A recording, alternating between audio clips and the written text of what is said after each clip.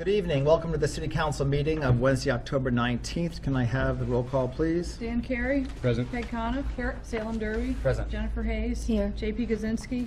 Joe McCoy. Here. Dan Rist. Here. Tamara Smith. Here. Joy Winning. Here. Okay, will you please all stand for the Pledge of Allegiance. Behind us now. Where's- Who wants to move it?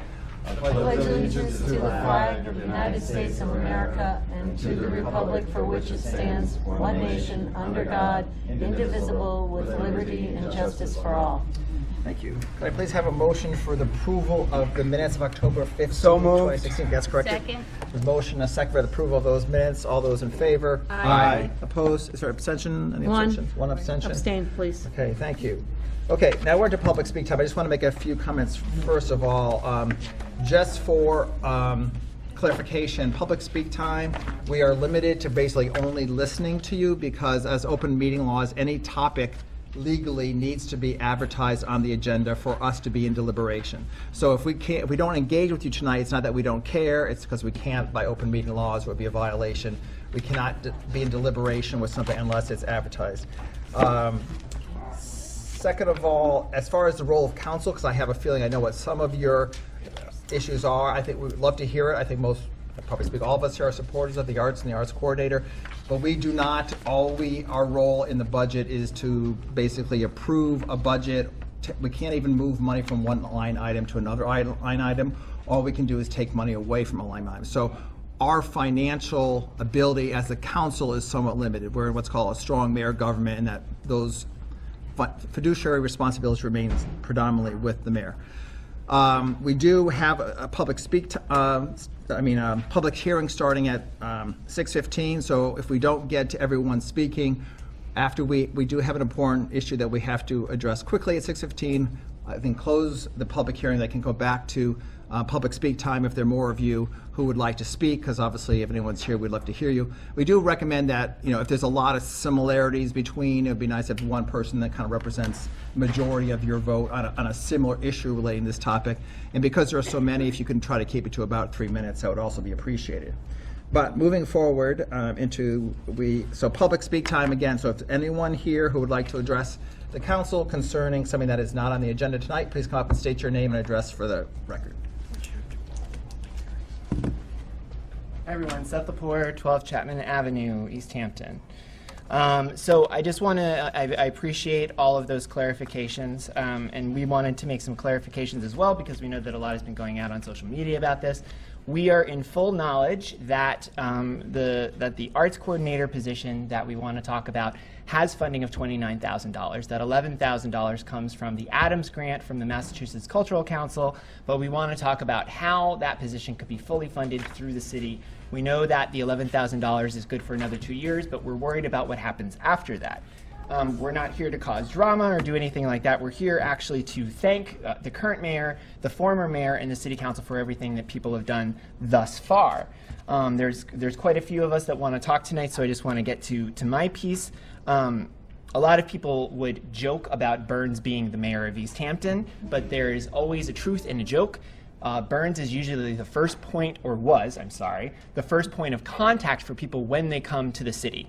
Let me just go through a few things that the arts coordinator does. Bookfest, Cultural Chaos, Light Up the Arts, Eat, Map, Hatch, workshops, running a new gallery space every single month, being in charge of all the volunteers, as well as doing grants, et cetera, et cetera, et cetera. When I decided to move here, I wasn't sure if I wanted to. Brianna was actually the arts coordinator at that point. I walked in there, charged like an East Coast person, and said, "Why should I move here?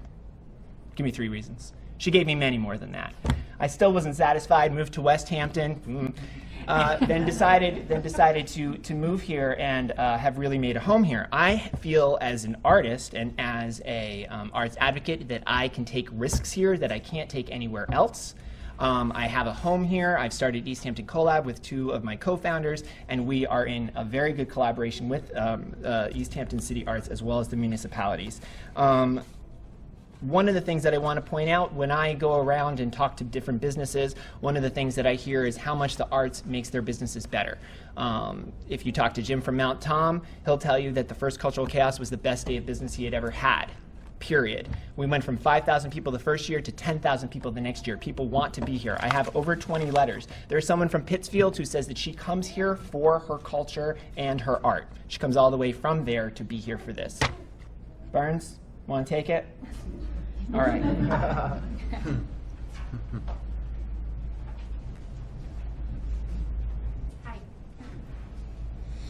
Just, I'm sorry, Burns Burns, but just for the... Maxey, yeah, okay. 86 Williston Avenue, East Hampton, Massachusetts.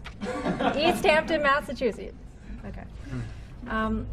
So I just want to thank you for listening to me today. I do want to ask you, and you can just nod, I know you can't really speak back, but if you saw the Mayor's Art Challenge video online, and it was a really awesome video, and it was just great to see how inspiring of the work that we've done in the city over the past many years and what we've done recently. So if you have a chance, go online on YouTube and like that video. It's very important. I have to admit something. I'm not really a rabble-rouser. I don't like rocking the boat. I like meetings. I like patience. I like process. But something has come to light recently that's made me feel some urgency. Since the East Hampton City Arts Plus coordinator's position became vacant and the position was available online, there's been a lot of people that have come to me and they've been asking me questions, lots of questions about the position. Some things like, you know, did Seth Lepore, did he really state the job correctly in saying how terrible it was? You know, they asked me, what am I getting into? Is this a stable position? Is this as time-consuming a position as this community says it is? So I answered these questions, and it really brought up a lot of memories for me because I started to think back to when I applied for the position, which was in 2011. And I was so excited to think about what I could do for the city. And I applied, and it was a position, and I think a few of you may remember this, a few of you might not, that there were no benefits as part of that position. And so when I applied, no benefits. The position was then relisted again with benefits because of the hard work of some people who brought that issue up with the city, and it came to fruition that the position needed benefits. That was huge. It's a very big deal. Since that time, when I had that position in 2011, the city has incrementally increased the funding for the position from 13% to 70%. I don't know if you heard that, 13% to 70%. And that is a huge testament to the support for arts and culture that the city has. And I want to thank especially Mayor Karen Cadger for that, because I think most of that happened under your administration. So thank you.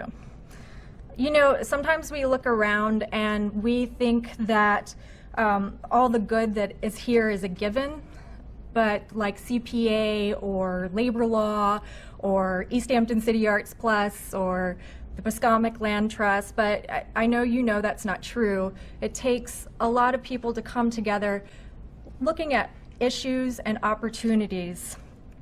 And sometimes they come together at the dissent of their friends or their neighbors or their former coworkers.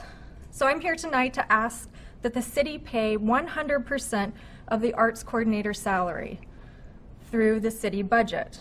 And here's why. Because after several years, they won't be able to apply for the Adams Art funding. It's going to, I think because of 10 years of funding period time, they're not applicable. So this would prepare us for that financial transition. Because it would streamline the budget for the coordinator. The coordinator deals with 3 different budgets currently. It can be very confusing, and that position is very time consuming. It would alleviate a little bit of time and energy on that job, and I think that that's very important. Also, they have to raise additional funds for cultural chaos and programming, like Cultural Chaos and Public Art and Book Fest, et cetera, et cetera. This would be a way, if we could just take those funds from the Adams Art Grant and put them directly towards programming and have the city fully fund the position, it would really streamline it. Also, another reason is because it's time that we do this. ECA has been around for 11 years. It's been an anchor for our community, and neighboring places look to it as a guide for innovation and creativity. I think we really have this opportunity to be leaders in our region. Also, because the next person coming in really deserves this. They deserve the recognition for the dedication that they're going to give to this position. And I will hold them personally accountable for the high standard of work that they should do, because I promise you, I understand what that means. We've already laid the groundwork for this to happen. We're on the right track, and we can really do this. We can really do this. It's not a lot of money. So I'm asking you that you stand behind our mayor and our planning department to put forth 100% of the salary through the city budget. And I ask you, when they do, that you approve it. So, thank you.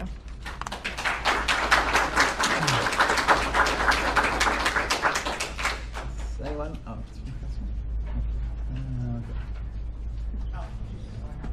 Go ahead, Martha.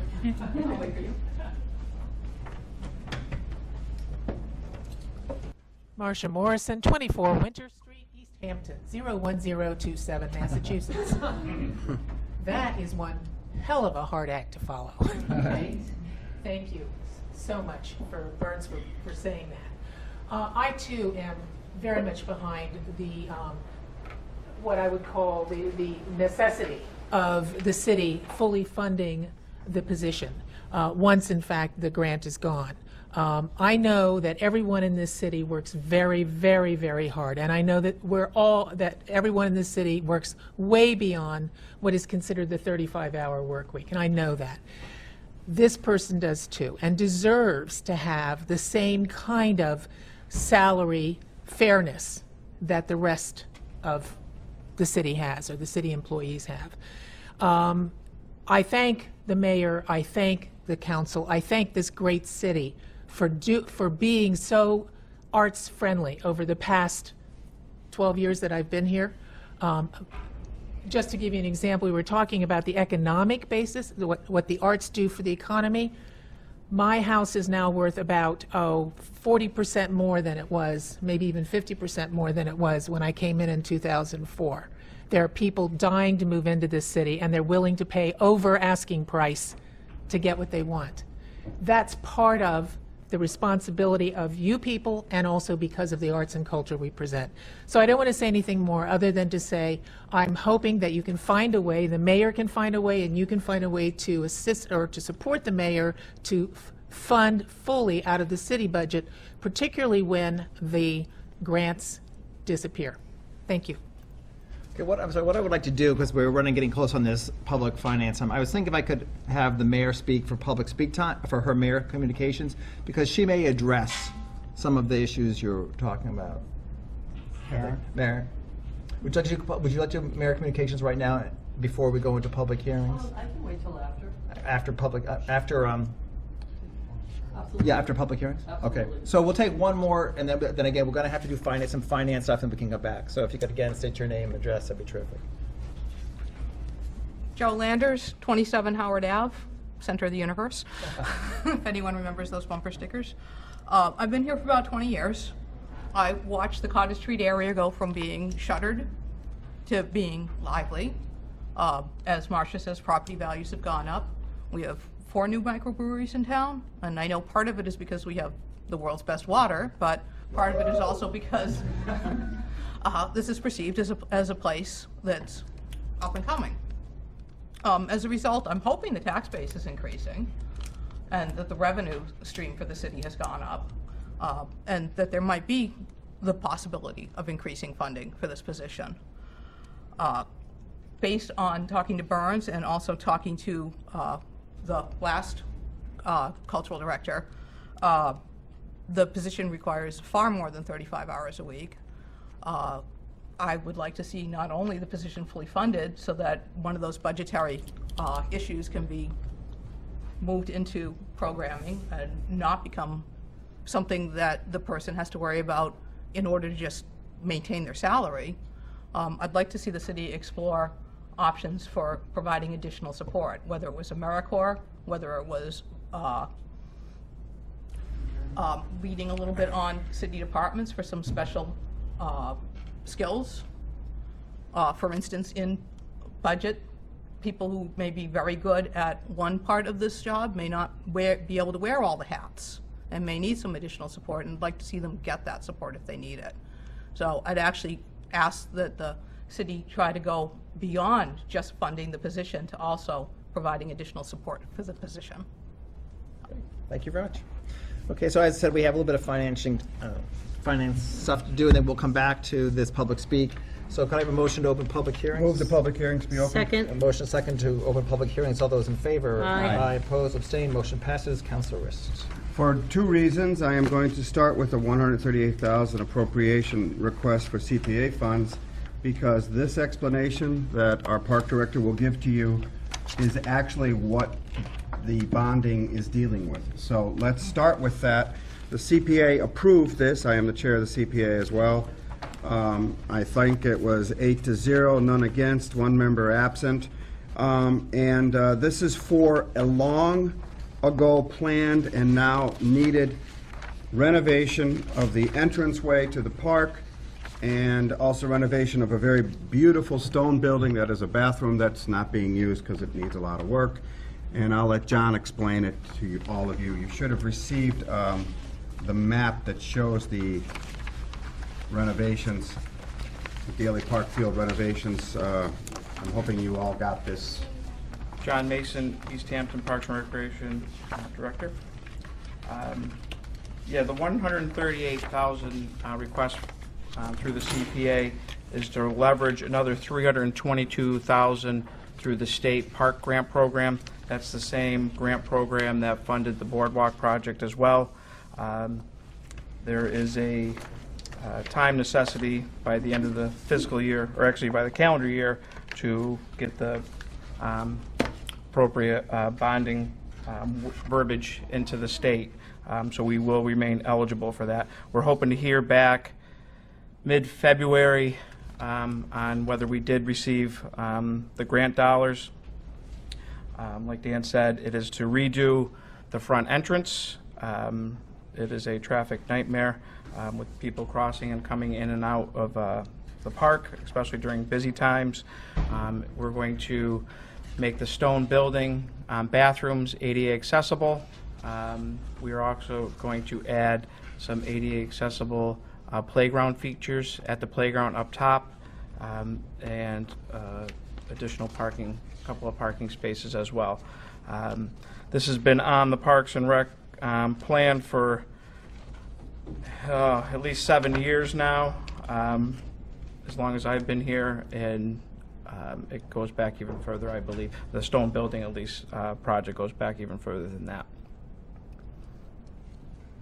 I just wanted to alert the council that the map you have is an older drawing, and Yes. they're still studying whether or not you'll be able to turn toward the one-way traffic flow. If you look at the map, right now it's not showing that, but it's going to be improved, and this drawing, this design is still being looked at, but unfortunately they can't look at, this is a very old drawing and an old design, they can't look at it until they have the funds in place to pay for the design. Am I correct on that? We can't spend, the state grant is reimbursable. We cannot spend any funding before July 1. Even after we get approved, we still can't spend any funding until after July 1 of next year. So any money we spent on plans or designs is non-reimbursable, and we'd be out that money from the state. So we're on just a concept of drawings right now before we move forward on the full project. Are there any questions from the council for Mr. Mason while he's up here? No. Councilor Swift? Would you still have the toll booth?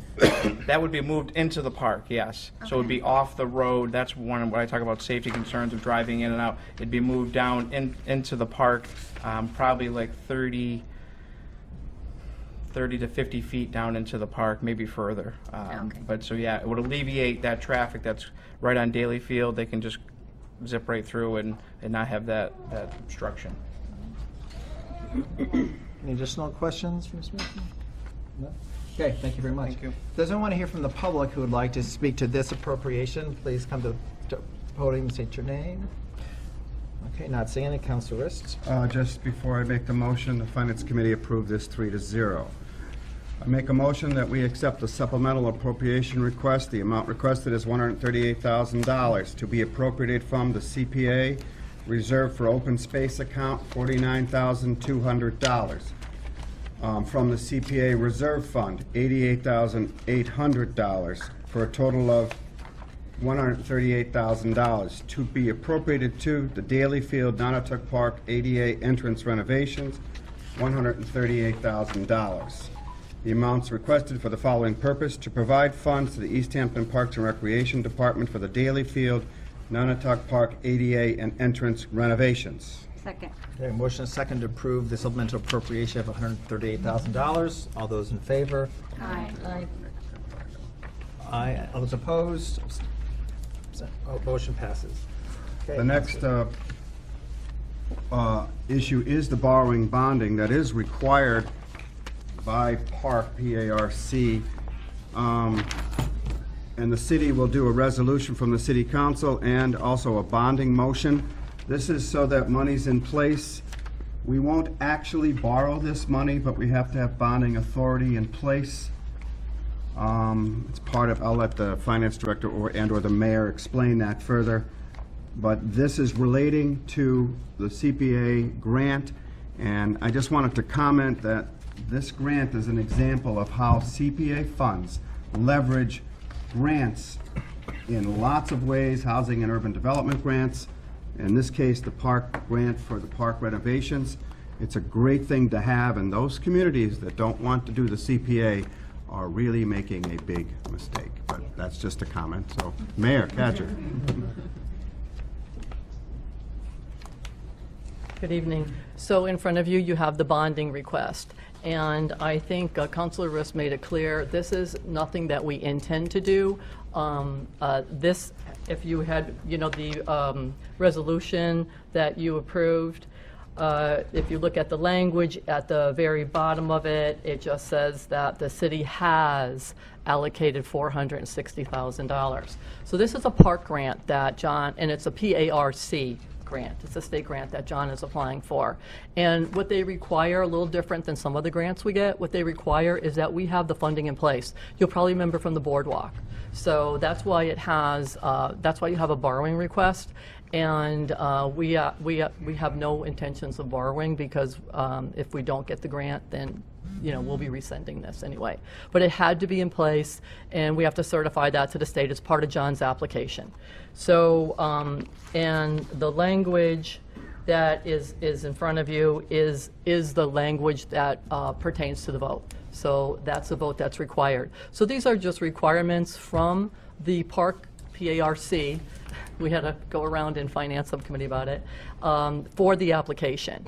And it just certifies that the city has the funding in place. Typically for grants, what we do and what we're allowed to do on just about every other grant besides park grants is we go into a deficit because we're awarded the grant, we know it's coming, and the city is stable enough to spend the money and then get it back in. So that's how it goes. But with this, it's just a different requirement. So any questions on that? Any questions from Mayor concerning this? Nope. Okay. Thank you very much. Thank you. If there's anyone else from the public or the city who would like to speak to this borrowing authorization, please come to the podium. Not seeing any. Councilor Rist. So there would be two motions stated. The first is a motion that I'll move that I move that $460,000 is appropriated to pay costs of completing the design, permitting, bidding, and construction of Daly Field renovation at Nonotuck Park, including the payment of all costs incidental and related thereto, and that to meet said appropriation, the treasurer, with the approval of the mayor, is authorized to borrow $460,000 to pay the cost of the recreational facility under and pursuant to Chapter 44, Section 7-2 of the general laws, or pursuant to any other enabling authority, and to issue bonds or notes of the city. Second. Okay. We have a motion and a second to approve the bonding borrowing of the $460,000. Any additional questions, comments from the council? Okay. All those in favor? Aye. Opposed, abstained, motion passes. Secondly, I move that the city council approve the city council resolution which I will ask Councilor Coniff to read to give my voice a break. A resolution to file and accept grants with and from the Commonwealth of Massachusetts Executive Office of Energy and Environmental Affairs for the Parkland Acquisitions and Renovations for Communities program for improvements to Daly Field Park. Whereas Daly Field Park is by and far a community-wide asset, and the preservation and improvements to this facility are a city priority as evidenced in the most recent open space and recreation plan.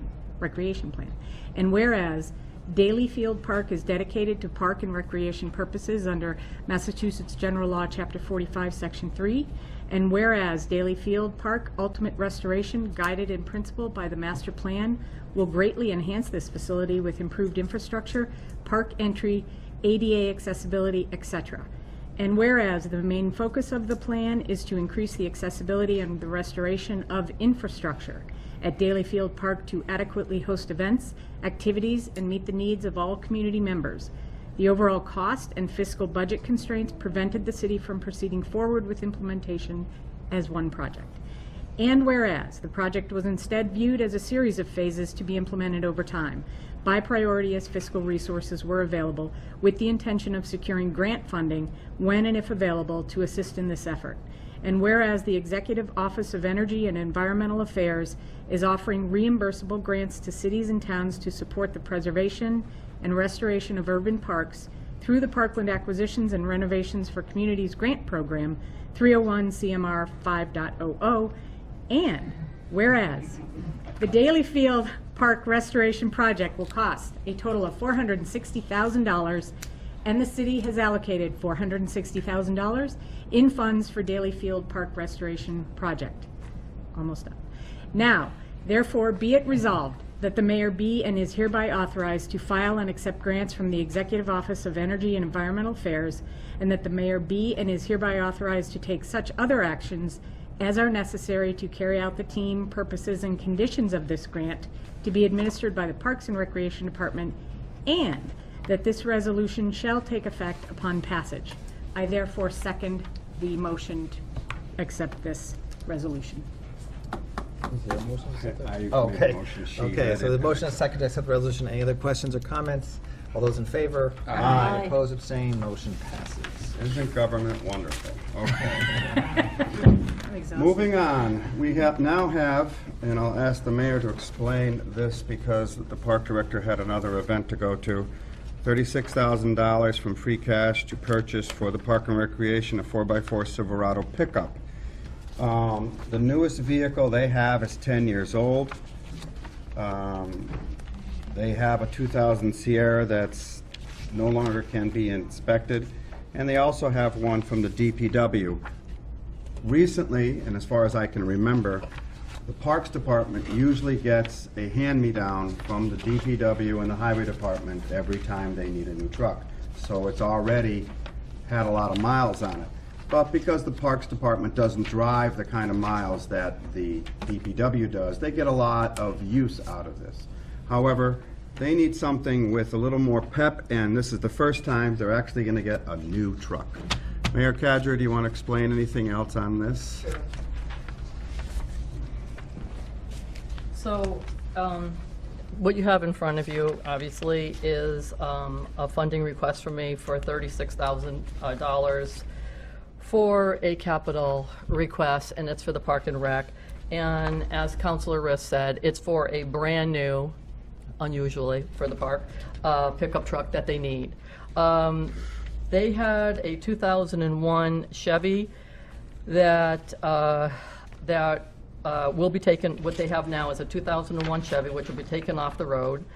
And unfortunately, they also had a vehicle that was taken off the road because when our vehicles are taken off the road, that means they are no longer recyclable. There is no home for them. They cannot pass inspection, and they go to the highway garage, and once a year we surplus our vehicles for bid. People might buy them for parts, all different things, but there is no more home for these other than, to recycle. So And it's true, John is used to getting vehicles from the DPW. It extends the life. The Parks and Rec wear and tear is a lot less, so it extends the life on them. But again, he's basically down 2 vehicles. So this is one request. And originally, they were thinking that they needed, as you'll notice in the request, this is a 2500. Originally, they were thinking they needed a 3500. And after going through the department and carefully, consulting with the people that are using it, our highway department, our motor repair, they decided that they don't need the 35, they need the 25. So they're getting exactly what they need, not more than they need, and still saving a little bit of money off getting a little bit smaller version. But this is exactly what the tree warden needs and the park. Any questions for the mayor, Councilor Hayes? We're a green community, and we're supposed to look at like flex fuel and other alternative fuel options. Did you do that? For trucks, this is what the park needs to maintain their park and the cemeteries, and this is a need vehicle. So, and as you can see, they order them off the state bid. So these are state bid. These are state vehicles. And state bid there are vehicles. flex fuel trucks available for state bid. And Was there the might pricing be. different? There might be, but what we do is we request a state bid for pricing, and they bid all these vehicles just for that purpose.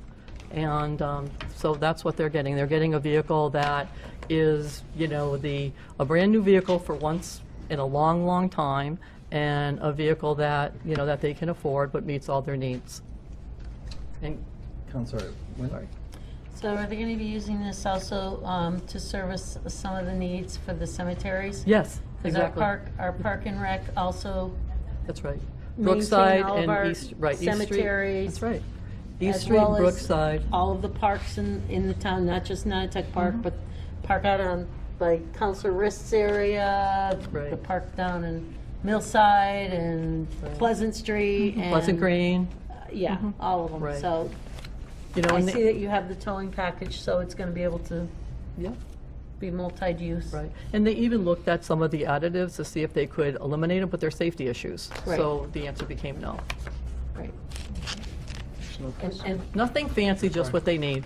if I could just answer the counselor's question, when you go to a hybrid or you go to a lower economical fuel energy vehicle, you're going to increase the price by about $15,000. Just saying. Councilor Winnie, I understand that, but it is something that we look at with our community to Yeah. do, and that may be a cost that we're willing to bear to have something that's better for the environment, because that's something that, the progressive members in Now this you community gotta want. also take into consideration what kind of fuels you're going to be using. There are LPG gas vehicles out there and so forth, but then where you're going to fuel them. I'd like to see things the like two that, so. offers. Sorry. And just to add one thing, the difference between getting the 3500 and the 2500 obviously is a smaller engine and is a little bit more fuel economical. And we do report, we're actually in the process of doing our green communities report this month. Councilor Derby? I just want to clarify, this, I think Councilor Hayes' point is well taken. I don't know if the reception necessarily highlights that, but it's more than just the word green community. We actually have a city ordinance that requires us to look at the most fuel-efficient vehicle. And I think that, from my perspective, since I'm the one who put that ordinance forward 10 years ago, that, I think the due diligence done by the committee, by the mayor, by the Parks and Rec Department, for me, it satisfies it. And I am a little curious between a 2500 and a 1500, what's the difference? Are we plowing with it? Are we towing big, heavy things with it? So, but that's on me. I didn't do my due diligence. So I'm gonna be quiet because I trust that you guys are respecting the ordinance that we have. So that's it. That's all I have to say. Additional questions or comments? Nope. Anyone from the public who would like to address the council on this appropriation? Nope. Okay. Councilor Rist? I move that the City Council approve a supplemental appropriation request for the following. Amount requested is $36,000 to be appropriated from free cash, $36,000 to be appropriated to Capital Park and Recreation 4x4 Silverado pickup, $36,000. For the following purpose, to provide funds for the purchase of a 4x4 Silverado pickup. Second. A motion, a second, to approve supplemental appropriation of $36,000. All those in favor? Aye. Opposed? Abstention? All those in favor? I mean, sorry, opposed, abstention. Motion passes. Sorry. Little loop. All right, the next one is our Department of Public Works Director is here. And I'll ask him, actually, Joe, when we talk about all these vehicles, maybe you can address better than I the reasons why we need these vehicles and where the kind of fuel efficiency may not have the kind of economic benefit that we need. But we'll start with the $39,000, which is a purchase of the 1-ton four-wheel drive pickup truck for the sewer division. If you could explain the need and everything you told us at Finance. Sure. Good evening, Joe Pichinski, I'm the Director of Public Works. Presently, we have a 2500 series two-wheel drive pickup, and it's got a 2006, it's got 118,000 miles on it.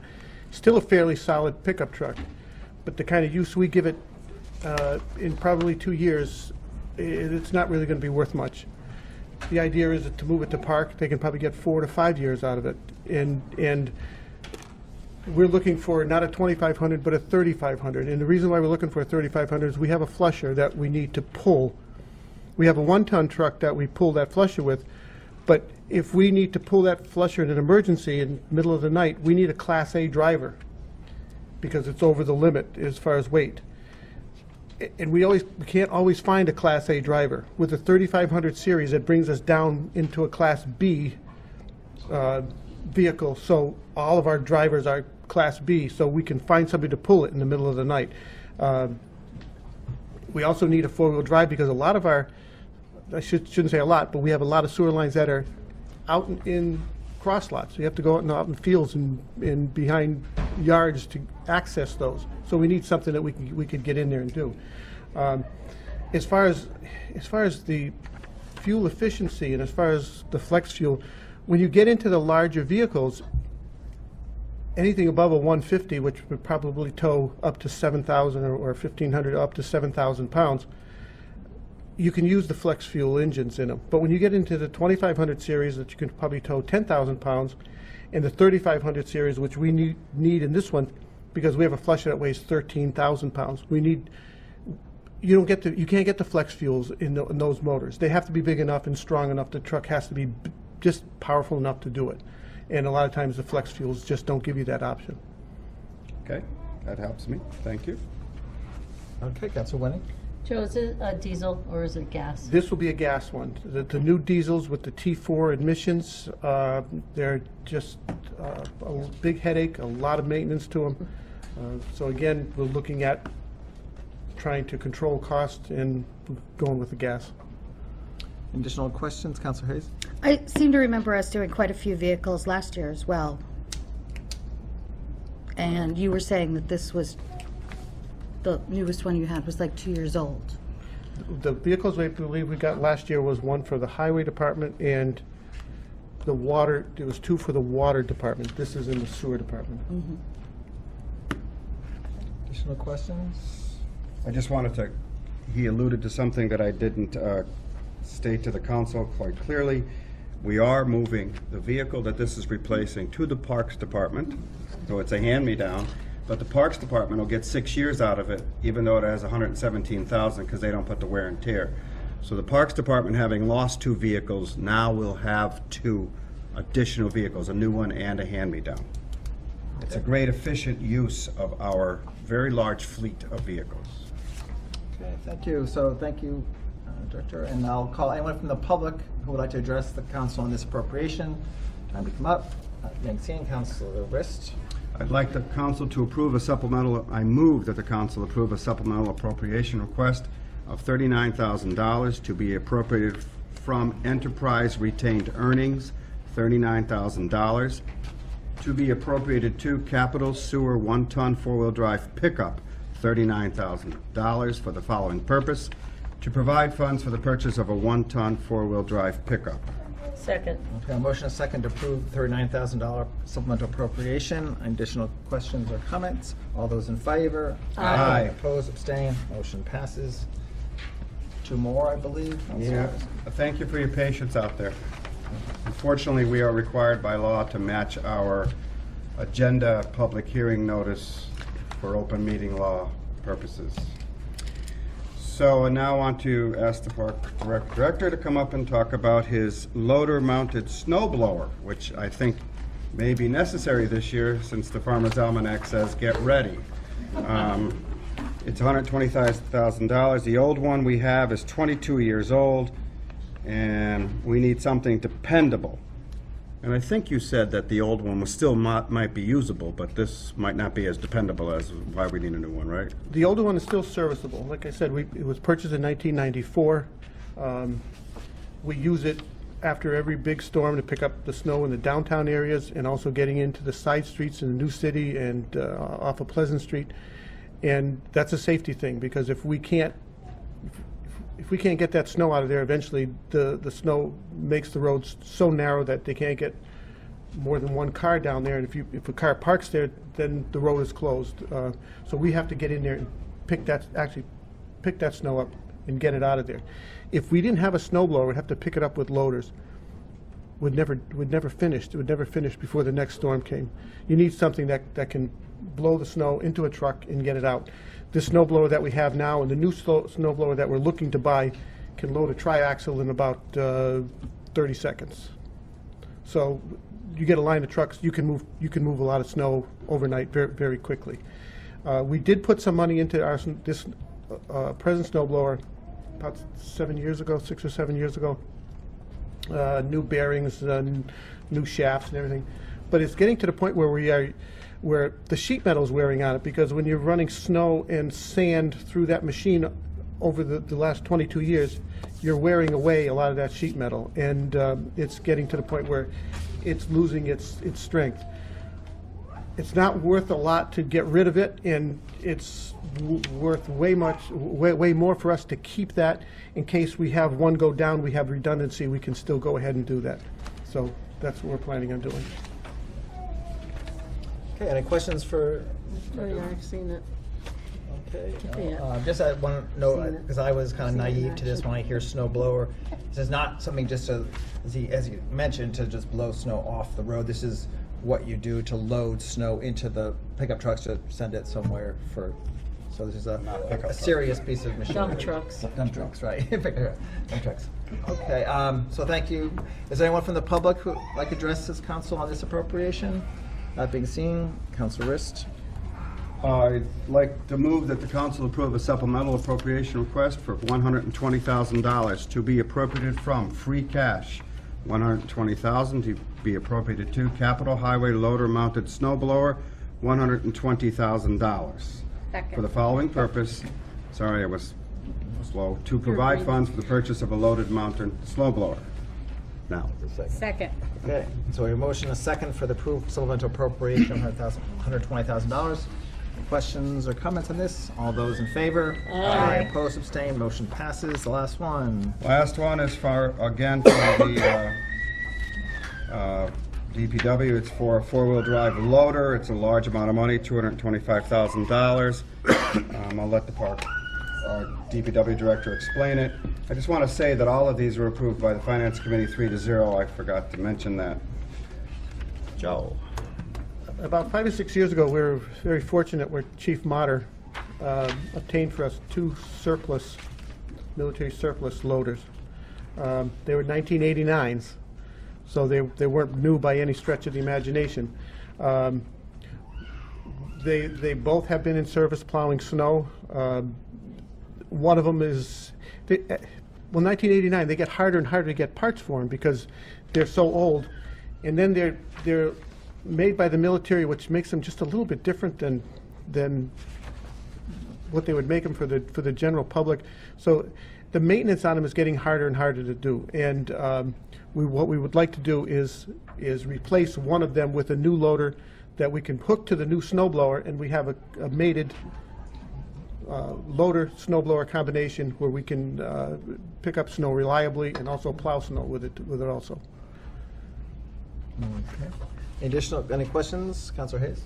Why didn't you look at used again? How long were the other two in service? The other two were in service for probably 5 or 6 years. The chief is always looking for used vehicles, of military vehicles.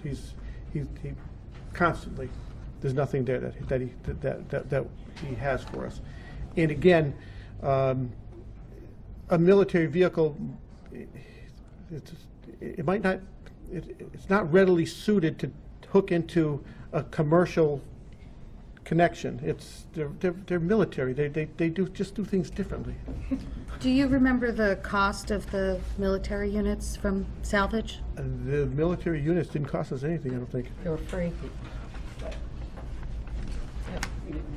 They're not salvage. They're federal surplus. And we did talk to the chief, and we don't have to ask him, but we did just to make sure that he always keeps his eyes open for any federal surplus vehicles at all. And obviously we're thrilled to get them because they're no cost to us at all. And as Joe put in his letter explaining this, they've served us very well. So this one we will need a little bit different permission to surplus it itself, even though it's of no use. It still we have to get permission from the federal government for surplus on this vehicle, and the chief is working on that too. One more, other question? Do we do anything with our vehicles? Are they going to be sold? This is a large sum of money. It's $225,000, which we haven't had to spend on an item like this before for the city. I thought you were saying they were free from the federal. Oh, surplus. These were. Yep. Oh, the old ones were. The old ones Yeah. were. But there isn't anything out there that can replace them. Another case in point is that the chief found us a dump truck. We're still using that dump truck. I think that's in 1984. We're still using that. It's an international, so that's a kind of like matches up a little bit with commercial, so we can still get parts for it. So when he gets us something, we use it and use it and use it till we just can't use it anymore. Okay. Go ahead, Councilor. I think the mayor did say if the federal government approves it, we are going to surplus this. So we may get some money back for it. Correct. Correct? We feel it's. Yeah, we feel the value of it could be between $5,000 and $10,000. You get something. Something. Okay. Get something from nothing. Okay, thank you very much. Is there anyone from the public who would like to address the council on this appropriation? Feel free to come to the council podium. Not being seen, Councilor Rist. Thank you, Mr. President. I'd like to move that the council approve a supplemental appropriation request for the amount of $225,000 to be appropriated from free cash, $225,000 to be appropriated to Capitol Highway four-wheel drive loader, $225,000 for the following purpose: to provide funds for the purchase of a four-wheel drive loader. Second. A motion, a second, for the supplemental appropriation of $225,000. Additional comments, questions? All those in favor? Aye. Opposed? Abstained? Motion passes. Move the public hearings be closed. Second. Motion, a second, to close the public hearings. All those in favor? Aye. Opposed? Okay, so we're back to, as I said, we'll continue on with some public speak time. Again, as I said earlier, if you could try to keep it to 3 minutes, and if there's a duplication of thought, it'd be great if you could combine those letters or speakers. So anyway, anyone would like to come up, address the council, please come to the podium, state your name and address.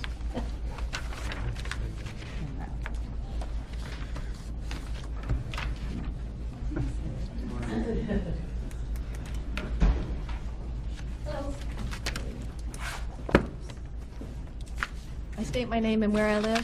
Yeah, just. I'm kind of thrilled to say this. Morellen McLeish, 63 Maple Street, East Hampton, Mass. I'm going to read from a letter I've written just so that I can use as little time as possible. I moved to East Hampton with my husband a little over 2 years ago. Due to the Great Recession, we were, in a way, economic migrants from the Boston area, where we both worked in public broadcasting, and my husband had been laid off just shy of 32 years at a radio station there. We were super lucky that my husband was offered a job in public radio in this area, and we were even more lucky that we decided to perch here in East Hampton on the 4th floor of Eastworks while we decided what next steps to take. Once here, we started attending events in town. We learned that, amazingly, this town supported an arts coordinator. We saw the arts coordinator at so many events, at so many times of day, and in so many locations, that we also learned, amazingly, that the job was only a part-time position and that the coordinator ended up working many, many unpaid hours. When we learned we were moving out here, we assumed we would be moving to Northampton. Our friends back in Boston, our family members in Franklin County, even my world-traveling hipster niece from Putney, Vermont, they looked at us and they said, "Northampton, you will live in Northampton." So while my husband started his job, I got in my car and started speed dating neighborhoods in Northampton and Amherst. I was always happy to get back to East Hampton. Eventually, I found a realtor. She showed us Florence, she showed us Williamsburg, but it became clear that we wanted to be in East Hampton. She'd show us here, she'd show us there, and we'd say, "Just East Hampton, walking distance to town, please." She'd ask, "What's with this East Hampton thing?" Upon reflection, the arts coordinator is what's with this East Hampton thing. It's the willingness of this town to support the arts on a cellular level. But the work that lights up this town, the work that drew me in, the work that's required to spark the vibrancy of this town is full-time work. I am thrilled to live here. I'm thrilled to meet my neighbors. I'm thrilled my husband isn't here as I use this word in the next phrase. I am even thrilled to pay taxes to this town so that it can fund a full-time arts coordinator. I'd like to acknowledge that all of you, too, work all-consuming hours, that your jobs take all your time and your attention, and I appreciate all that you bring to this town. You have assembled a team and are continuing to assemble a team of dedicated town employees. I'm writing this note to you to thank you for your work and to request that you build on what has been started here by making the ECA Plus Arts Coordinator position fully funded by the town to grow the vibrancy into a steady light. Thank you.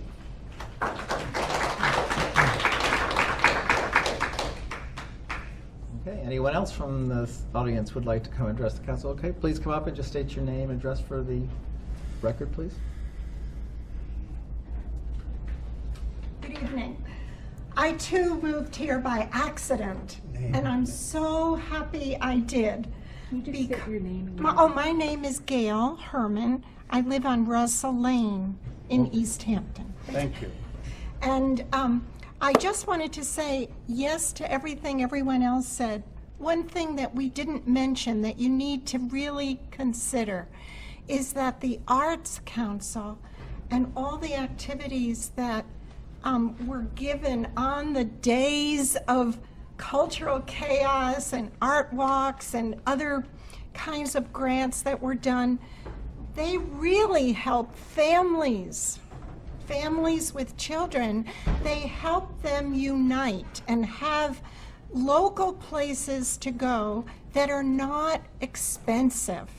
So I can't stress that enough. Please consider that when you make your decision about allowing a director or coordinator, whatever you say, have the ability to continue to do that. Thank you. Thank you. Okay. Is anyone else from the public who would like to come speak to the council? Please come to the podium. Okay. Is anyone else from the public? Okay. Just ending up this part of the public speak time, I would like to say, and I hope that Burns would agree, that we are also, besides having incredible art directors in the past, we have an outstanding community of volunteers, and I'm sure her work would not have been as possible without most of you here in the audience. So give yourself a hand for that as well. Okay, so now that public speak time part is over, so we'll move on to communications from Councilor Derby. Thank you, Mr. President. Very important announcement that today is the deadline to register to vote. So if you have not done so, you should do so. And you have until 8 p.m. An hour. So you have an hour and 5 minutes to get here to 50 Payson, or you can go online and you can register until midnight tonight if you go to the state website, which I don't have in front of me. And I also want to announce that Massachusetts now has early voting. So from October 24th to November 4th, there is early voting available here at 50 Payson. So Monday, October 24th and October 31st from 7:30 to 5, you can vote here. Tuesday, October 25th and November 1st from 7:30 to 5, you can vote here. Wednesday, October 26th and November 2nd from 8 a.m. to 6 p.m., you can vote here. Thursday, October 27th and November 3rd, 8 to 5, you can vote early, and there are extended hours. Saturday, October 29th from 8 a.m. to noon, and Friday, November 4th from 8 a.m. to noon here at the East Hampton Municipal Building located at 50 Payson Ave. And I just have one other thing. I just want to remind people that the Rag Shag Parade is going to be Tuesday, October 25th. I'm sorry, not the Rag Shag Parade. The candy bagging for the Rag Shag Parade is Tuesday, October 25th at 11 a.m. at the Public Safety Complex. So if you want to help, that would be Tuesday, October 25th at 11.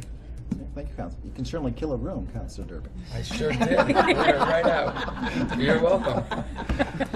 Mayor Communications, Mayor Cadger.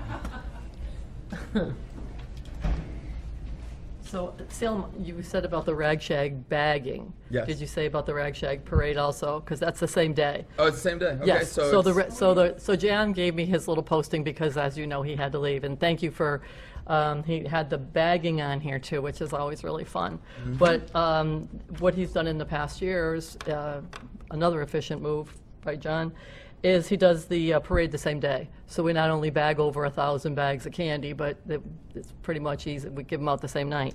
So they start at 6:30 from Maple Street School, and they parade over to East Hampton Savings Bank, to the parking lot in the back of East Hampton Savings Bank, which is ended up just one time being a replacement area, and it just worked out so great because it's safe, it's a little shorter, and it's just a really good location. So after the first year we used it, we booked it again the next year.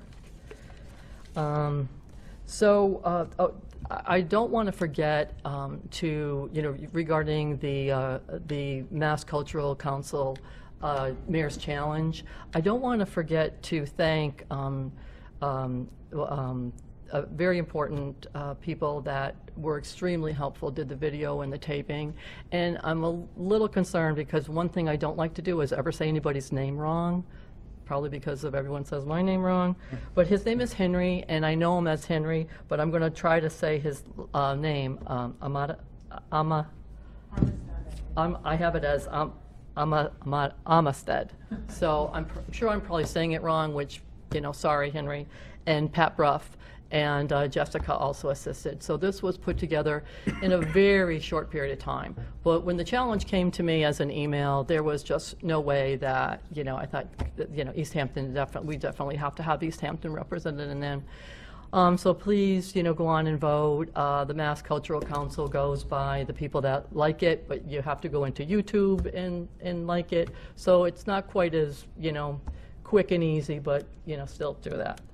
So the other thing I wanted to mention is, just a little update on, on the arts coordinating position. As I think, as everybody knows, how much this administration, all of you and me, really support the arts in this city. It's evident because we're at all their events. I don't miss an art walk. I don't miss one of their fundraising events, which, by the way, they have one coming up. And so I think we all, but as far as, I just want to clear up some misunderstandings that some people might have with the wording. It is a fully paid position of 35 hours. Most everybody is aware of that, and And they are, actually, the coordinators are also extremely, extremely lucky to have an amazing group of volunteers. There is no other volunteer group like ECA Plus and East Hampton City Arts Grants Committee. That is, the support that the coordinator gets from that position is amazing. And we have been aware, every year during budget period, it comes to our attention. They actually receive an Adams grant. And we have used the position, Burns had the position approximately almost 5 years. And it used to be part-time before Burns, and it was made full-time with her. And full-time meaning 35 hours. And it's a fully benefited position. But what we have done in the past is we have used the Adams Grant funds to pay for part of the position. So the whole position is paid, all 35 hours are paid. We don't ask anybody to work for free. Labor laws would probably be at our door. But there are a lot of people, as Marcia said earlier, that volunteer, go way above and beyond, you know, the hours that they are, you know, compensated for. So, but speaking about that position, so I think the unique thing is, at one point in time, the percentages have changed. We started, when we made it full-time, you know, the city paid 30%. Every year we have increased it, knowing, like most grants, one of these years we're not going to have it. And we have no intentions of letting that position, go to the side. No intention at all. We all, value the positions that we have here. And so from 30%, now we're funding it at a little over 70%, about 71%. And so what we do every budget period is the same thing we do at every department. We meet individually with every department. We go over the, the budget, the needs, whatever their request is. And also, we have increased it year by year by year, knowing one of these years it'll end up being just fully funded by our budget, meaning our general fund. So I just don't want any confusion where people think it's not a full-time position, it's not, totally paid. So I think most everybody had the right information, but just for clarity purposes. The other thing that might be of interest is how many positions we have like this in the city. I think you'll be very surprised how many positions are funded through other sources. There's many other sources, grant sources, different things. So in our Parks Department alone, we probably have 30 to 40 of our positions that are funded with other sources besides our general fund. In our school, we have probably about 8 Title I positions, which are math and reading. In our Council on Aging, maybe 7, even more than that.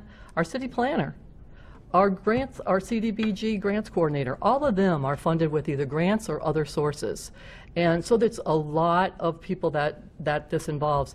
And we are so thankful to have these other funding sources, because there's no way that we could carry on all the different members of the staffing without them. So it's something we're really grateful for, but we're also very aware how grants dry up, as many have in the past. But this is a position that, we've been eyeballing and trying to increase the city side of the funding every year in preparation for that. So just for conversational purposes, and so that you all have the most current information. And I think that's all I have. Did you want to mention the donation account? Sure. It's just under Mayor Communications. Sure. Well, you all know what donation accounts are, but we were talking about, most of them are so specific to different things. We have the toy donation account. We have, the fire department has all different donation accounts, police department. But we thought it would be a really good idea if we had a donation account specifically for call it community events, spirit events, so that there's been, believe it or not, there's been times in the past where people have actually contacted me to donate money, and we do not like to turn anybody away that wants to donate money, but they want it for a general purpose, like what they think the city might see what the needs are. Say we had a 250th anniversary. All different things that we might need. So that's what that request is for. It would be a donation account that we could use, people could donate to it, and we could use it for different events. It could even go toward things like the festival. We just had festivals in the park, cultural chaos, all different things, lighting, you name it. So it's really just a general coverage of a donation account that can be used for community things, whether it's spirit related or, you know, or different needs. Councilor Riss? So basically, this is just an accounting method so that if you get money that isn't targeted into an account you already have established, you have a place to put it. Right. Great. Right, and exactly that, because a lot of, especially our donation accounts, they're very specific. They're used for that, and they say for that purpose. So, and that's a good thing. Those funds are never used for any other purpose. So this fund would be used for community, spirit, different, you know, needs, that type of thing. Sorry, Councilor, I saw Councilor. Coniff? Counselor me. So in setting up the account, will there also be some sort of a documentation of the disbursements of it and what and how and cap and Absolutely. ceilings and Absolutely. It becomes a city account the same way any other donation account is. So, you know, funds go in there, they're deposited in there. Typically, thank you letters are sent out, very, very much appreciative, and purchase orders are opened. You know, so it's a city process. It's the same process as us, whatever we purchase. You know, a purchase order is opened, approved, and invoices. So yes, there's a definite tracking of it. Will there need to be any sort of prioritization if two things come in at the same time and you don't have enough money? How will you know who to give? What is it, first in, first out? It's not a who either. You know, it wouldn't be what. Right. I mean, it's city. It would be, you know, city uses. Right. So I think a lot. If we're lucky enough to receive donations, usually we ask, well, you know, what would you like this to be? And but a couple of times they said, you know, just something that the city might need that doesn't fall into any other category. So and it actually comes up a lot. There are things that, you know, that we could use it for. So, yeah, Councilor Hayes? Right, I wanted to go back to the city arts position. Sure. So you were saying that it would be a request that would come from the department, and that's the planning department, right? That Oh, they for send to the budget you period? For budget period? Yes. Yes. So it that- would have to be a request from the director of the planning department to fund that position 100%? Okay, what happens every year, this is the budget process. Every year we send out all our forms and to every department. And what the department heads do is they go over it, obviously, with their department, and they put in a request. It all, you know, comes into my office. We pop it all into, you know, process it all, the data into the city system, and then we meet individually with every department head. There is no department that we don't meet with individually, and we go over line by line their request as to what they need. And that's what I'm saying. This has come up, you know, many times. Marcia knows. Marcia's, you know, been around here for a while. But these are things that I have discussed personally with Burns and Jessica in the past. And yes, the city arts coordinator is not a department head. It falls underneath the city planner, which is Jessica. So, so during the budget period, yes, because, you know, we have a large amount of the public that would like to see this happen, yep, it would have to be a request from the planning department. That's where it would start to get that to 100%. What I'm saying is every department requests fills out the forms and itemizes their budget requests line by line, what their expenses are, their salaries. That's what each department does. That is the budget process. And we take all the information in and enter all of it, and then we go from there. We meet with them directly. You know, this is your salary line, this is your expense line by line for every single expenditure in that department budget. So the salary line is created by your department or by the planning department as a request?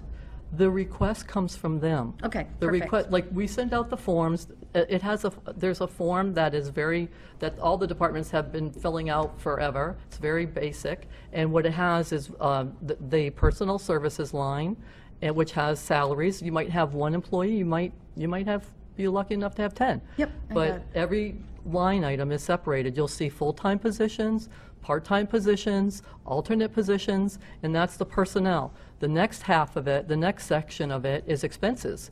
Whatever they need for office supplies, whatever they need for mileage, training, every single expenditure that that department is going to need during the year, they request on those forms. So if they make that request and they make the request for 100% for the city arts thing and it gets denied by the mayor's office, can they then make a supplemental appropriation like other departments do for a salary? I think you are confusing transfers with a budget. Okay. So when you're talking supplemental, those are supplemental appropriations that, those are the transfers in front of you. Right, And but no, for, it doesn't go to supplies, sal, like and it unexpected doesn't go, expenses. transfers, so once in a while, you will see transfers go to salaries when there is a okay. deficit because of different things during the year.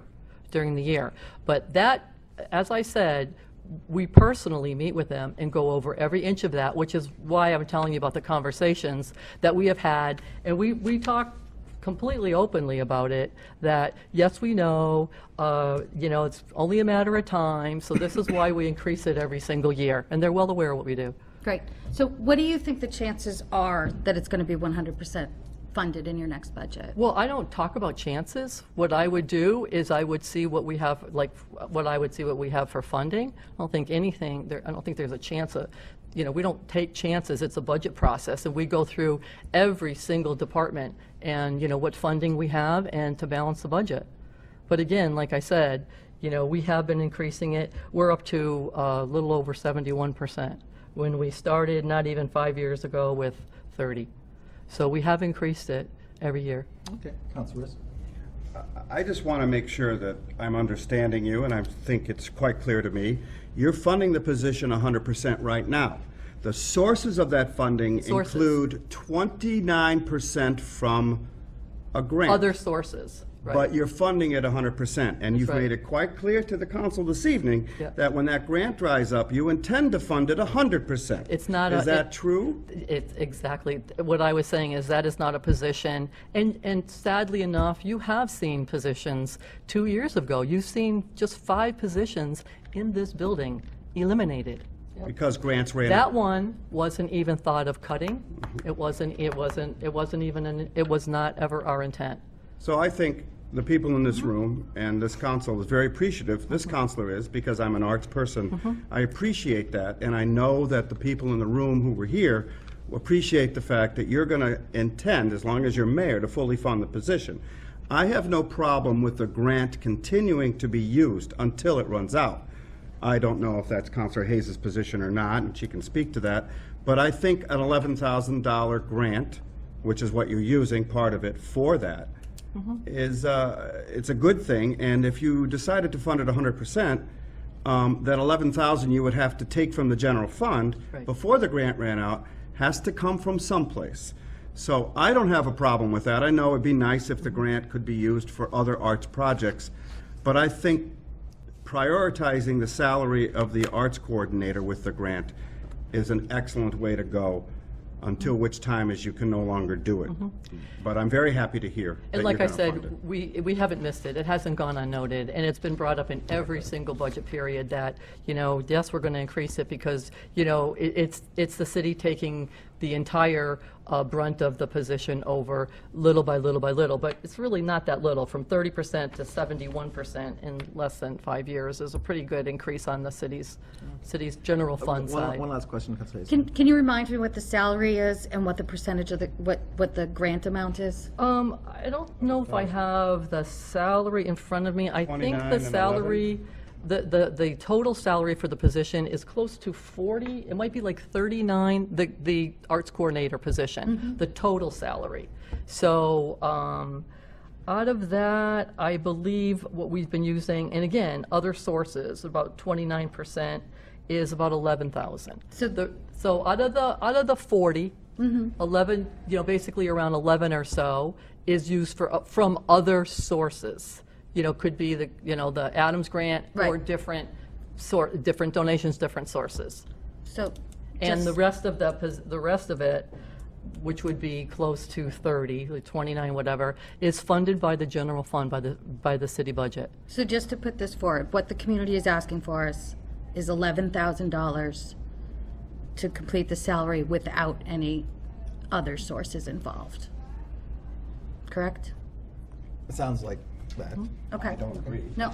Okay, Councilor Winnie, did you have a question? I thought you No, had it's a- Councilor. Oh, Councilor Smith? Now I can't remember what I was going to ask. Okay. And you Oh, I guys know are what I gonna- was going to ask. Okay. Um, I love when she does So, that. when we talk about a $40,000 paid position, Benefited. benefited, And fully benefited. I think everybody knows our benefits are pretty much second to none. So has that total amount gone up over time? Are they? Oh, absolutely. Okay. Absolutely. It goes up technically about 4.5% a year. So your Because we 29,000 would provide go up increases every year. There would be a step increase and our Okay. COLAs, which is technically, that position has increased in annual salary by about 4.5% a year. Okay. You know, under my administration, Okay. Okay. which would be three years. Councilor Smith, did you?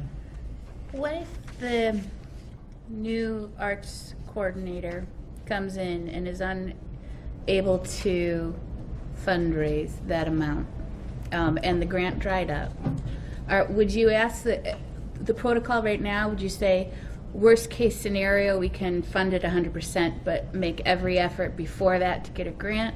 Because what I'm hearing from the coordinator is that the applying for those grants and doing all of the back work to that is part of the issue with this? They're talking about fundraising for different events, like, you know, cultural chaos, that type of thing. And what's the name of, not Light Up the Arts? So the next fundraiser that's coming up is that November, Marcia, or December? I think it's the last Thursday in November. Right, so that's, again, you know, as you know, we're all support our arts here. We're all at the fundraisers and all at the art walk, and I don't miss any of them. So that is a fundraiser that they do, and what they use their fundraisers for are, you know, different events that they need. But just to let you know, that is not all of the like when I'm saying using, you know, if we're using basically 11,000 of other sources, that is not the entire money. That is not the whole amount of the Adams grant. There is other money that is left there for the uses of that, you know, of that department, of the arts coordinator. Mm-hmm. So we're not using all of the money that comes in no way, shape, or form. Mm-hmm. So I don't want you to think that, you know, that's all that the Adams grant gets in. We use it all, and then they don't Right. have I anything. That's understand. not accurate. So does that answer your question, Tamara? It does. I was just wondering if there's a perception that the arts coordinator would have to do the fundraising to fund their own position. No, and absolutely if that's not. part of the issue of Right. concern, that No. no one is going to want to apply for a job if that money isn't secure without them fundraising. No, I'm hoping, For and the that is job. exactly why I wanted to speak to this tonight, because of perceptions that might be incorrect. No, we don't have anybody fundraise to pay for their salary. That does not happen. But we are always aware that there are different times, especially CDBG. There are going to be different times where we are not going to always be as successful and as lucky as we have been to get these grants. And we know that, you know, that becomes the city's obligation to you know, pick up the full amount for the employee versus using parts of the grants. It's come close quite a few times in CDBG. But again, we were shocked to receive the grant this year. I mean, it's pretty rare, and it's the competition is so stiff. But we were not, that particular grants coordinator, we were not going to let her position go because of the services she provides. So the city would have, you know, paid for, you know, picked up the entire part of her salary. So these are all things that are discussed during the budget period, but it's not that we don't know that these might dry up or dwindle or whatever, because a lot of them have in years past. So we always have our eye on it, and that's why we have gradually, instead of the 30-70, now it's a 70-30. Okay. Okay? So like preparing for the future. And I just want to also verify what you're saying is that if it came to that time and the grant ran out, you wouldn't, as a fiscal move, would not tell the coordinator that that's moving down to a part-time position. No, that's not how it works. Sadly enough, when, you know, and hopefully, you know, it's I think the worst part of my job is when you have to cut positions, you know, cut them by full-time to part-time or eliminate them. It's very difficult. I'm hoping that all the different restructuring that I've been doing in the last 3 years, that's why we're actually, this year, it was just amazing that we're actually able to add positions for once. You know, for once in a long, long time. So, you know, we are very direct with our employees, you know, during the department budget process. And as I mentioned before, and I'm just using Burns and Jessica as an example, that, you know, they said, well, you know, this is, I said, yep, we're well aware that, you know, this is going to dry up, and our plan is, we know we're going to have to pick up 100% of the funding at some point in time. That's why we're gradually increasing our share. But people do not fundraise for their salary. So the fundraising that they're talking about is for the events that, you know, that they want to put on, you know, for the community. Okay. Well, Councilor Wynn. I just want to put a little blurb in here. Everybody that were here tonight, I got the feeling that some of them may have thought that there was something we could do in this budget cycle concerning this position, which is not, in fact, that's not true. This would have to be going forward for the new budget, because the budget that's in place now is the budget that we are all living within. So, and again, all of these conversations take place at the department level. Very going lengthy. up to, yeah, and It's a very lengthy it's very process. lengthy for the city council to review the budget once it's given to us from the mayor, once she puts it, and the business finance director put it all together. They give it to us, and then we then go through it line item by line item, department by department. Exactly the having same way we public do. hearings. And again, our responsibility, fiduciary responsibility is, we can't add to the budget, we can only cut line items, and then it's up to the mayor to reappropriate the cuts that we can make. And that's all we can do, is just cut the budget. We can't increase it, we can't move anything. So Joy, that's a really good example. The process that the city council goes through, line item by line item during the finance subcommittee hearings, that is exactly what we do. It's the same process, line item by line item, only we're one-on-one. We're, you know, just that one department at a time. The appointments that I make are for each department individually. They don't all come in at once. And bringing up, you know, during this fiscal year, again, everybody that was here tonight had the correct information, knowing that the position is fully funded. It's just parts are from other sources and parts are from the city's general fund. And most of them are just talking about the next budget period and wanting to make sure that that position stays in place. And also what you brought up, Tamara, is the perception. So that's really the reason I'm talking, you know, just wanted to discuss it so that, you know, miscommunication or perceptions are cleared up and everybody is, you know, on the same page and understands it for what it is. Okay. Thank you. Actually, we're past public speak time, but after the meeting, you please talk to either. I'm just curious when the next budget cycle starts. Mayor, when does that next Starting budget- now. When does the next Probably budget July. cycle start? Starting now. July, doesn't it? December? I can It's an answer. annual budget, yes. Yeah, so Yeah. for 17, yep. So I think we've certainly had enough time of mayor communication, so we're still in the, Mr. President, yes, Councilor. I'd like to move that the request for establish a donation account be sent to the Finance Committee for approval.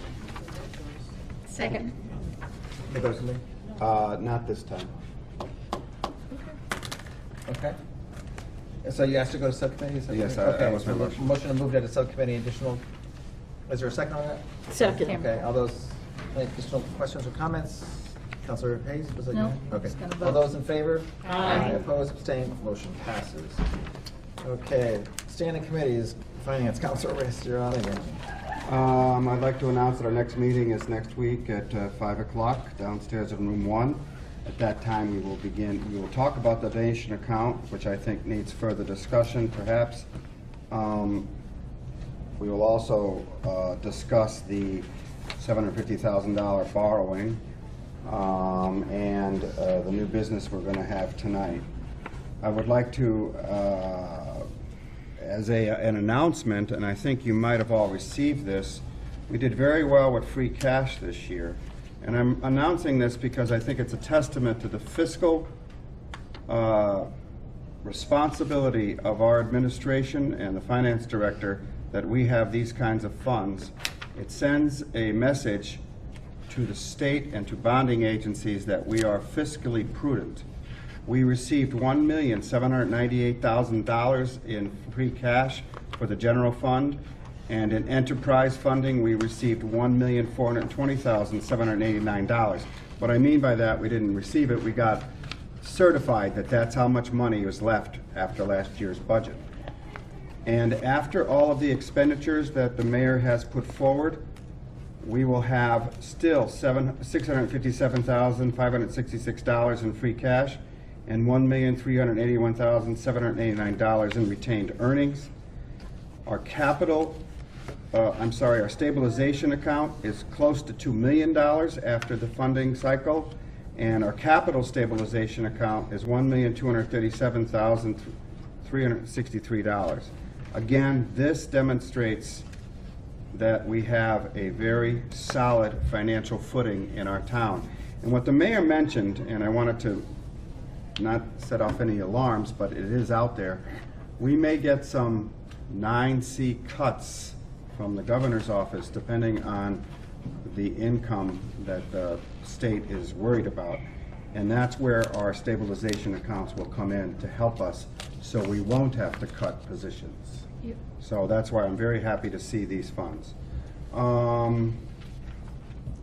Saying that, I'd like to move to new business, Mr. President, if that's allowed, and do a first reading. Sure.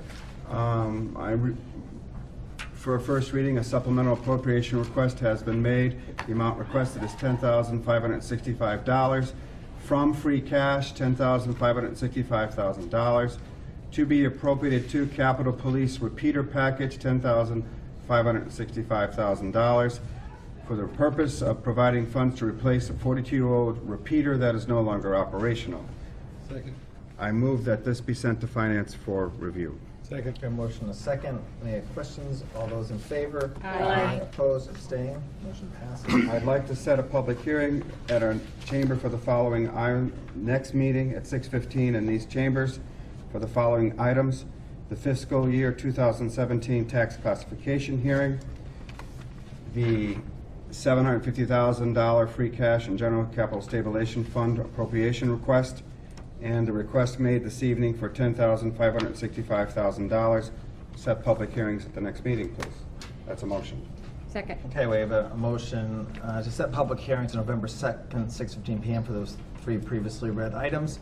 Additional questions or comments? All those in favor? Aye. Opposed? Abstained? Motion passes. And I believe that concludes. Okay, thank you. Public Safety, Councilor Hayes.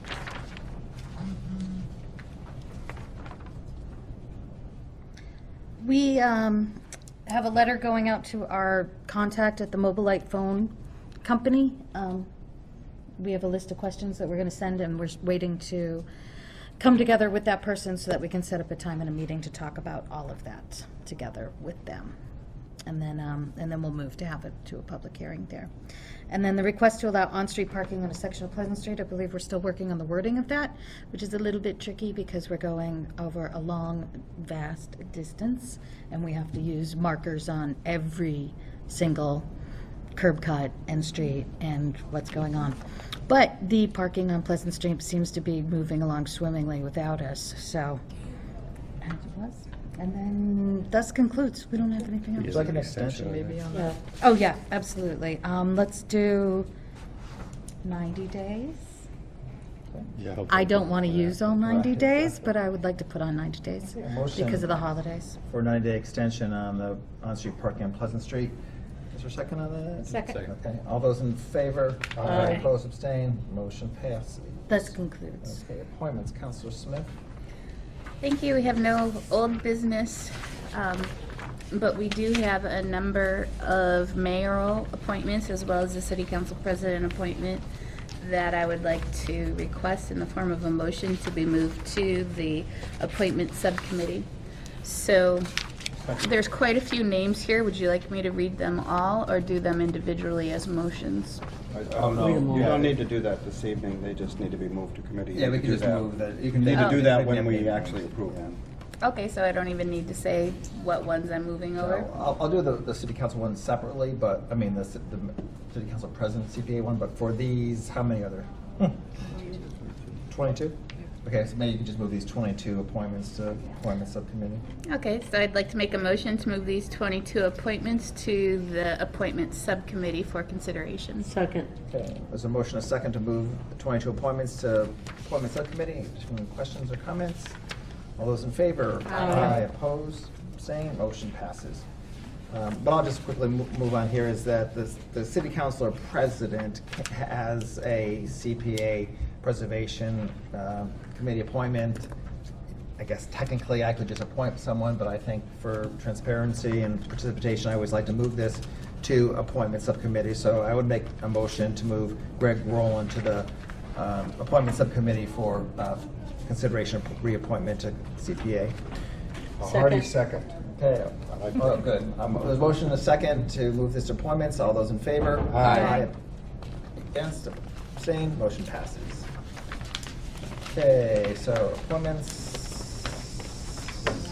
Smith has done ordinance. Oh, Can I just set our All right. next meeting for, sorry, what's the date of November our? 2nd. November 2nd.